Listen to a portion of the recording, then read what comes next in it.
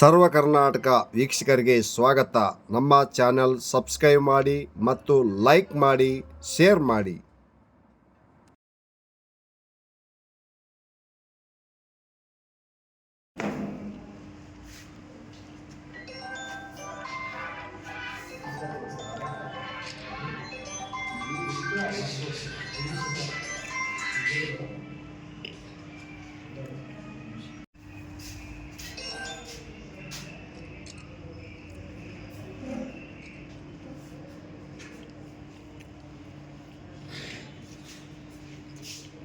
ನೀವು ಬರೀ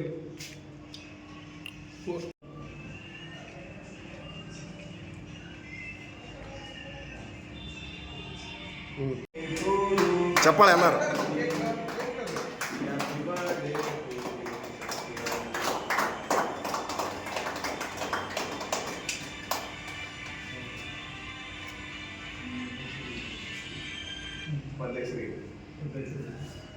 ಇಲ್ಲ ನೋಡ್ರಿ ಮುಂಚೆ ಬೇಡ ನೀವು ತಿನ್ಬೇಡ ನನಗೆ ಬೇಡ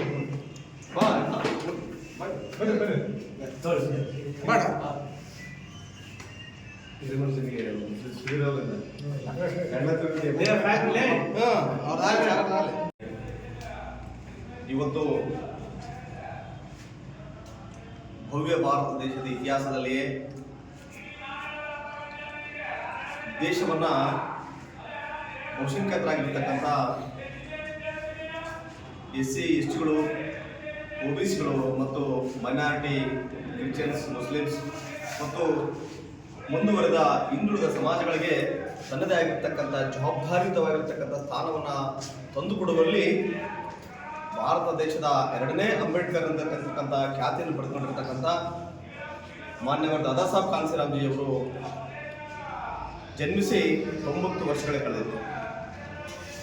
ಹಾಗಾಗಿ ಮಾನ್ಯವಾದ ದಾದಾ ಸಾಹೇಬ್ ಕಾನ್ಸಿರಾಮ್ಜಿಯವರ ಹುಟ್ಟುಹಬ್ಬದ ಶುಭಾಶಯಗಳನ್ನು ಕರ್ನಾಟಕ ರಾಜ್ಯದ ಮತ್ತು ಬಳ್ಳಾರಿ ಜಿಲ್ಲೆಯ ಎಲ್ಲ ಜನಗಳಿಗೆ ತಿಳಿಸಲು ಬಯಸ್ತಾ ಇದ್ದೇನೆ.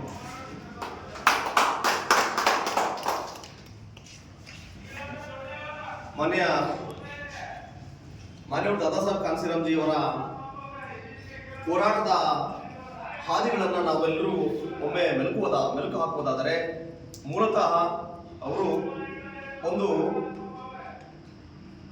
ಸುಂದರವಾಗಿರ್ತಕ್ಕಂಥ ಕುಟುಂಬದಲ್ಲಿ ಹುಟ್ಟಿರ್ತಕ್ಕಂಥವರು, ಶ್ರೀಮಂತಿಕೆ ಕುಟುಂಬದಲ್ಲಿ ಹುಟ್ಟಿರ್ತಕ್ಕಂಥವರು, ಬಡತನವನ್ನು ಗೊತ್ತಿಲ್ಲದಿರತಕ್ಕಂಥ ಕುಟುಂಬದಲ್ಲಿ ಹುಟ್ಟಿರ್ತಕ್ಕಂಥವರು, ಉತ್ತಮವಾಗಿರ್ತಕ್ಕಂಥ ವಿದ್ಯಾಭ್ಯಾಸವನ್ನು ಪಡೆದು ಭಾರತ ದೇಶದ ಅತಿ ಮುಖ್ಯವಾಗಿರ್ತಕ್ಕಂಥ DRDC ರಕ್ಷಣಾ ಡಿಫೆನ್ಸ್ ಫೋರ್ಸ್ ಇಲಾಖೆಯಲ್ಲಿ ಅವರು ಒಬ್ಬ ಇಂಜಿನಿಯರ್ ಆಗಿ ಕೆಲಸವನ್ನು ಮಾಡ್ತಾರೆ.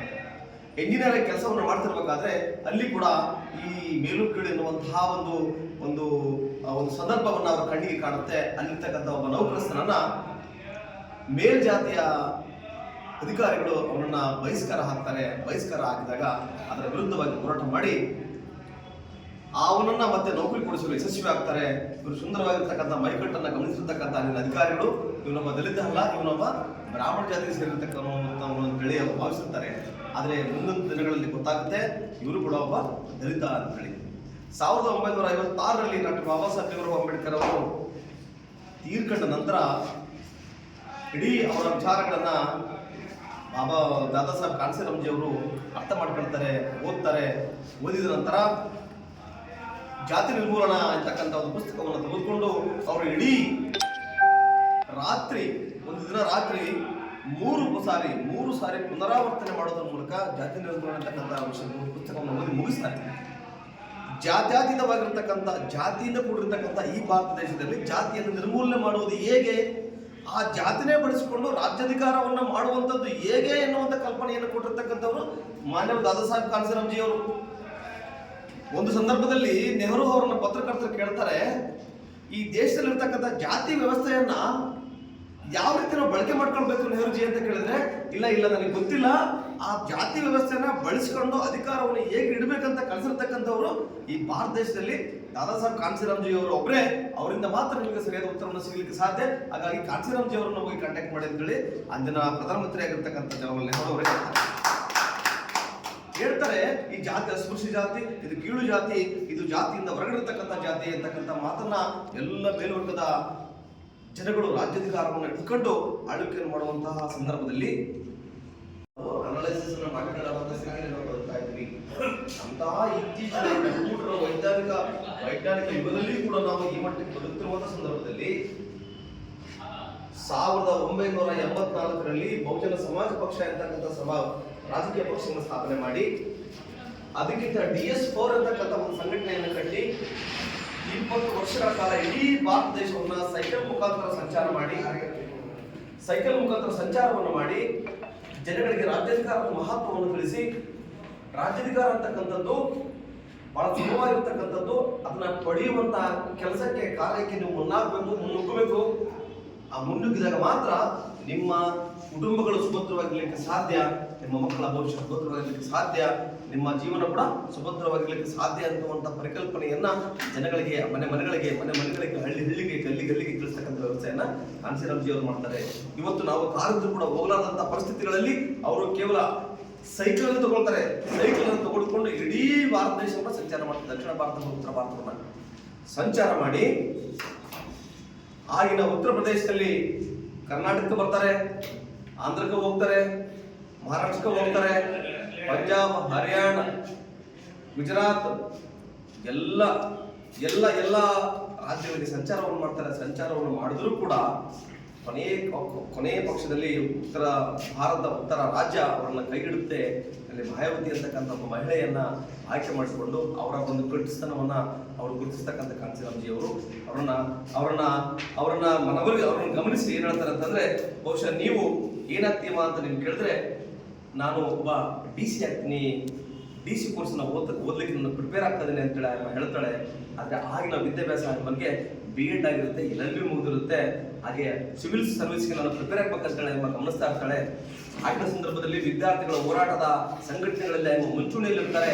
ಆಗಿನ ಸಂದರ್ಭದಲ್ಲಿ ಸೆಂಟ್ರಲ್ನ ಎಜುಕೇಶನ್ ಒಬ್ಬ ಮಿನಿಸ್ಟರು ಅವರನ್ನ ಕಾರಣ ಅಡ್ಡಗಟ್ಟಿ ಒಂದು ವಿದ್ಯಾರ್ಥಿಗಳಿಗೆ ಸವಲತ್ತನ್ನು ಬೇಕು ಎನ್ನುವಂತ ರೀತಿಯಲ್ಲಿ ಹೋರಾಟವನ್ನು ಮಾಡುವಂತ ಸಂದರ್ಭದಲ್ಲಿ ಆ ದಿನ ಮುಂಚೂಣಿಯಲ್ಲಿರ್ತಾಳೆ ಮಾಯಾವತಿ ಅವರು. ಅದನ್ನ ಗಮನಿಸಿದ ನಂತರ ನೀವೇನಾಗ್ತೀಯ ಅಂತ ಕೇಳಿದ್ರೆ ನಾನು ಈ ತರ DC ಆಗ್ಬೇಕಂತ ಹೇಳ್ತೀನಿ ಅಂತ ಹೇಳಿ ಅವ್ರು ಹೇಳಿದಾಗ, DC ಆಗ್ತೀಯಾ, ಆ DC-ಗಳನ್ನೇ ತಯಾರು ಮಾಡುವಂತಹ ಒಂದು ನಿನಗೆ ಉನ್ನತವಾಗಿರ್ತಕ್ಕಂಥ ಹುದ್ದೆಯನ್ನು ನನಗೆ ಪಡ್ಕೊಳ್ಳಿಕ್ಕೆ ನಾನು ಒಂದು ಸಲಹೆಯನ್ನು ಕೊಡ್ತೀನಿ, ನನ್ನಿಂದ ಬರ್ತೀಯಾ ಅಂತ ಕೇಳಿದಾಗ ಬಹುಶಃ 1 ವಾರಗಳ ಕಾಲ ತಯಾರು ಸಮಯವನ್ನು ತೆಗೆದುಕೊಂಡು ಅನಂತರ ಅವತ್ತು ಮನೆಗಳನ್ನು ಬಿಟ್ಟು ಕಾಂಶೀರಾಮ್ಜಿ ಅವರ ಜೊತೆಗೆ ಬರ್ತಾಳೆ. ಬಂದ ನಂತರ 1984 ಇದು ಏಪ್ರಿಲ್ 14ರಂದೇ ಬಾಬಾ ಸಾಹೇಬರ ಹುಟ್ಟಿದ ದಿನದಂದೇ ಬಹುಜನ ಸಮಾಜ ಪಕ್ಷವನ್ನು ಸ್ಥಾಪನೆ ಮಾಡ್ತಾರೆ. ಹಂಗನ್ನೋದಾಗಿದ್ರೆ ಅಂಬಾನಿನೇ ಅದಾನಿನೇ ಇವತ್ತು ಈ ದೇಶವನ್ನು ಆಳ್ಬೋದಾಗಿತ್ತು. ಟಾಟಾ ಬಿರ್ಲಾ ಅವರೇ ಈ ದೇಶವನ್ನು ಆಳ್ಬೋದಾಗಿತ್ತು. ಜೇಮ್ಸ್ ಟಾಟಾ ಅಂತಕ್ಕಂಥ ಅವತ್ತೇ ಶ್ರೀಮಂತರಾಗಿದ್ರು, ಅವರೇ ದೇಶವನ್ನು ಆಳ್ಬಿಡ್ಬೋದಾಗಿತ್ತಲ್ಲ. ಅದಕ್ಕೆ ಶ್ರೀಮಂತಿಕೆಯಿಂದ ದೇಶವನ್ನು ಆಳ್ಲಿಕ್ಕೆ ಆಗೋದಿಲ್ಲ. ಈ ದೇಶವನ್ನು ಆಳ್ತಕ್ಕಂಥದ್ದು ಪ್ರಜಾಪ್ರಭುತ್ವ ವ್ಯವಸ್ಥೆಯಲ್ಲಿ ನಾವು ಚುನಾವಣೆ ಮೂಲಕ. ಅದಕ್ಕೆ ಬಾಬಾ ಸಾಹೇಬ್ ಹೇಳ್ತಾರೆ, ರಾಜ್ಯದಿಂದ ರಾಣಿಯ ಹುಟ್ಟಿನಿಂದ ರಾಜ ಹುಟ್ಟೋದಿಲ್ಲ ಇದ್ಮೇಲೆ ಬ್ಯಾಲೆಟ್ ಪೇಪರ್ಗಳಲ್ಲಿ ರಾಜ ಹುಡ್ತಾನೆ ಅಂತ ಒಂದು ವ್ಯವಸ್ಥೆ ತಂದಿದ್ರೆ ಬಾಬಾ ಸಾಹೇಬ್ ಹೇಳ್ತಾರೆ. ಸೊ ಹಾಗಾಗಿ ಅಂತಹ ಪರಿಕಲ್ಪನೆಯನ್ನ ಇವತ್ತು ದಲಿತರದು ಒಂದು ಪಕ್ಷ ಇದೆ ಅಂತಕ್ಕಂಥದ್ದನ್ನ ಹೇಳ್ತಕ್ಕಂಥ ಒಂದು ಎದೆಗಾರಿಕೆಯನ್ನ ಅಥವಾ ಏನು ಭಾವನೆಯನ್ನು ಕೊಟ್ಟಿರ್ತಕ್ಕಂಥ ವ್ಯಕ್ತಿ ಯಾರಾದ್ರೂ ಅಂದ್ರೆ ಅದು ದಾದಾ ಸಾಹೇಬ್ ಕಾಂಶೀರಾಮ್ಜಿ ಅವರು. ಅದನ್ನು ಮುನ್ನಡೆಸ್ತಕ್ಕಂಥವರೇ ಕುಮಾರಿ ಜಯಂತಿ ಅಕ್ಕ ಮಾಯಾವತಿಯವರು. ಅವರು 4 ಬಾರಿ ಮುಖ್ಯಮಂತ್ರಿ ಆಗ್ತಾರೆ. ಇವತ್ತು ಮಲ್ಲಿಕಾರ್ಜುನ ಖರ್ಗೆಯವರು 1 ಸಾರಿ ಮುಖ್ಯಮಂತ್ರಿ ಆಗ್ಲಿಕ್ಕೆ ಲಭೋ ಅಂತ ಕೊಂಡ್ಕೊಳ್ತಾ ಇದ್ದಾರೆ. ನೀವು ಒಬ್ಬ ಹೆಣ್ಮಗಳು ಇಡೀ ಜಾತಿ ವ್ಯವಸ್ಥೆ ಇರ್ತಕ್ಕಂಥ ಉತ್ತರ ಭಾರತ, ಅಲ್ಲಿ ಜಾತಿ ಬಿಟ್ಟರೆ ಬೇರೆ ಏನಿಲ್ಲ. ನಿಮ್ಗೆ ಗೊತ್ತಿರ್ತಕ್ಕಂಥ ದೌರ್ಜನ್ಯ ಅಂತ ದಬ್ಬಾಳಿಕೆ ಅಂತ ರೌಡಿಸಮ್ ಅಂತ ನಕ್ಸಲೈಟ್ ಏರಿಯಾ, ಗುಂಡಾಯಿಸ್ ಏರಿಯಾ, ಟೆರರಿಸ್ಟ್ ಏರಿಯಾ, ಅಂತಹ ಏರಿಯಾದಲ್ಲಿ 4 ಬಾರಿ ಮುಖ್ಯಮಂತ್ರಿ ಆಗ್ತಾರ್ರಿ. ಇವತ್ತು ನಿಮ್ಗೆ ಗೊತ್ತಿರಲಿ, ಸೀಲಿಂಗ್ ಆಕ್ಟ್ ಬಂದಿದ್ದು 1973ರಲ್ಲಿ. ದಿವಂಗತ ಯಾರವರು ದೇವರಾಜ್ ಅರಸು ಅವರು ನಿಮ್ಗೆ ಗೊತ್ತಲ್ಲ, SC ST land, PDCL land,